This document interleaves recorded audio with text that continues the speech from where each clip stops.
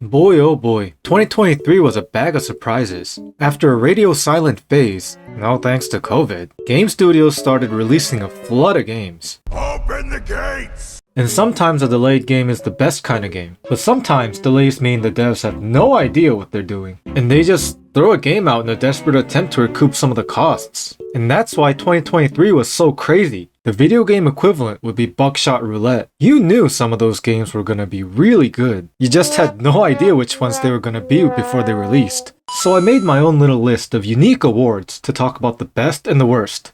The gold and the nuclear waste. Let's get the worst of the bunch out of the way first. The first award is Shame of the Year, which is handed out to the biggest disappointment. Now I think this category is about what people were excited for, and how big of a middle finger the devs gave them.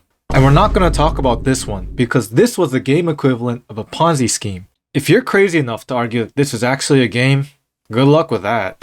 Anyway, I'd like to nominate Starfield for this one. It was the first open world game from Bethesda in a really long time, and people have milked Skyrim so much that it's a miracle they haven't found a way to make Skyrim an online pay-to-win game. Oh yeah. Anyway, we had a whole bunch of excellent open world games that further developed the genre, so you can't really say they had a lack of references. Unfortunately, the only thing that Starfield referred to was its copy-paste worlds to artificially extend playtime. And the cherry on the top was how the dev team acted. What kind of company tries to gaslight their fan base to make their game's unfun part fun? They ask you how you are, you just have to say that you're fine when you're not really fine. Anyways, the reason why Starfield was the biggest disappointment was because I personally believe Bethesda wasn't one of those scummy companies, but they've really gone out of their way to prove me wrong this time. You were my brother, Anakin! Since we got the worst of the bunch out of the way, let's talk about something more positive. The Serendipity of the Year is awarded to the most unexpected success of the year.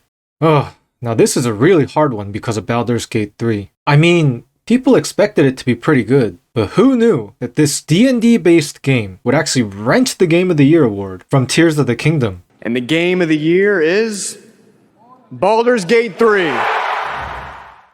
It's more than just the award. It's how Baldur's Gate single-handedly rekindled the potential for D&D games. But I have to give this award to Lethal Company. Maybe I was living under a rock, but at some point, Lethal Company slowly started to seep into every part of my life. I saw news articles about it, and then clips started showing up on my YouTube feed, and then people I knew in real life actually started discussing it. And if you've seen some of my other videos, you'll know I'm one of those indie game fans. I love rooting for those small teams that are driven by a thirst and a passion to make good games, because it's just that hard to make those years of labor into something other people can enjoy, which is why Lethal Company automatically gets bonus points. It is incredible how Zeker single-handedly created his own unique take on a genre where few have succeeded, and that is more than enough to put him in my personal Hall of the Greats. Next up, we have the Gold Digger of the Year, which is dedicated to the game with the most predatory monetization. Oh boy, we got a lot of strong contenders, but I'd say the worst of the bunch is one of Blizzard's releases this year. I feel like at this point, they're pretty much running a social experiment where they test how bad a game they can get away with. Spoiler alert, it's not Diablo 4. Remember how Blizzard butchered the Diablo franchise with Immortal and then 4? Do you guys not have phones? Yeah, you guys all have phones, right? Well, apparently they weren't satisfied with how much they killed the Warcraft franchise, because Warcraft Rumble is Activision Blizzard's next in line of games that are low effort, easy cash grabs. Yeah, that's right. Remember that Warcraft mobile game they announced a while back?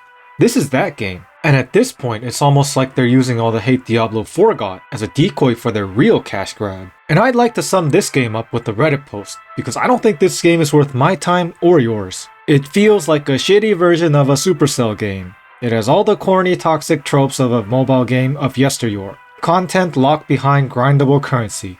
All I can say is, the audacity to tear down the 30-something years Blizzard has put into nourishing these franchises is outrageous. Remember how people used to talk about how bad Konami is?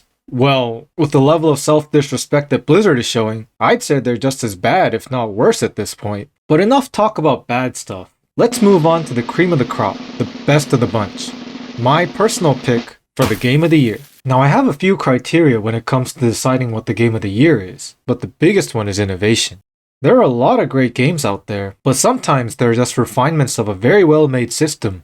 And you might think that this game falls under that category as well, but I think Super Mario Wonder takes the cake for 2023. I feel like it turned the 2D platformer genre on its own head and showed the world that there's still plenty more to explore and experiment on.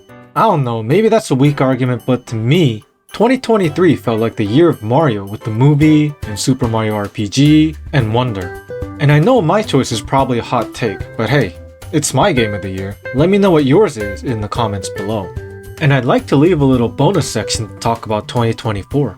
It's probably going to be one of those quieter years, but hey, who knows? I mean, Power World's dominating the scene, so we have that. And we also got Like a Dragon 8, which is nice. But aside from those, I have two other special releases that I'm desperately waiting for. The first is Hades 2. I don't know how they do it, but Supergiant Games somehow manages to surprise me with each and every release they have. And their games span across multiple genres, which is no easy feat. So I can't wait to see how their first attempt at a sequel turns out. And the second is Shadow of the Erdtree. Who knows? Maybe by the time this video is done, we'll actually have a release date. I mean, it's gotta come out this year, right? So yeah, 2024 is gonna be a year with some high hopes and higher uncertainties, but I guess that's just the charm of video games sometimes. Thanks for watching, smash those like and subscribe buttons if you want to go through 2024 with me, and have a good day.